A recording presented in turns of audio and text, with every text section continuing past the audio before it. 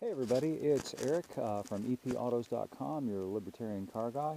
I'm going to do a quick little walk around here of the 2016 Toyota Corolla, which is basically the same as the 2015 Toyota Corolla. I was out in California, I guess about 2 years ago when they brought this thing out as a new model for the 15 model year in late 2014. The major updates for the new year are limited to a 50th anniversary edition that's all black on the outside and all black on the inside, and they've updated the Entune suite of electronics. The Corolla is by far not the flashiest car among the compacts. If you want something sexy, something interesting to look at, you might want to check out the Mazda 3. You might want to check out the new Honda Civic, which has just been redone and now has a turbo engine available. But the Corolla has a lot of charms, and chief because it has a lot of room. Let's have a look at the back seat in this thing. It's really epically roomy back here. Would you believe, as Maxwell Smart used to say, that this Corolla, which is technically a compact, has not only more room than the mid-sized Camry in the back, it has more room than the full-sized Avalon in back. And to really kind of give you a window into just how roomy the back seat of the Corolla is, it's got 8.1 inches more back seat legroom than the Hyundai Elantra and the Ford Focus, which are two of the other cars in this class. It's also got a couple inches more than the Mazda 3 and the new Civic, so that's pretty huge. And what it means basically is that you get a car with mid-sized, if not full-sized, interior space in a compact-sized package. Some other things that I like about this car, which other reviewers actually would probably find fault with, but I'll tell you what they are and then I'll explain. The base trim version of this car still comes with a 4-speed automatic. That's the optional transmission. The standard transmission is a 6-speed manual, but you can opt for a 4-speed automatic. Now that sounds seriously out of date, like having an 8-track tape player in the car, but the 4-speed automatic gets the job done. It's simple. And it's reliable, and probably down the road, 12-15 years from now, or sooner, if it breaks on you, I would expect that the cost to rebuild or replace the tried and true 15 to 20-year-old 4-speed automatic design that's in this car is going to be one heck of a lot less than replacing, for example, an automated manual, such as is in some of the other cars in this class, or even a 6-speed conventional automatic.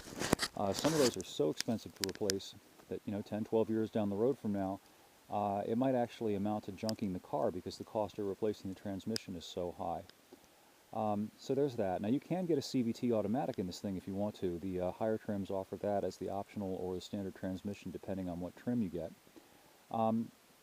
Let's see, the other thing that I wanted to mention is that this is one of the few new cars that you can still buy that comes standard with 15-inch wheels. Not 16s, not 17s, not 18s or 19s. And they're steel. Now here's the upside to that.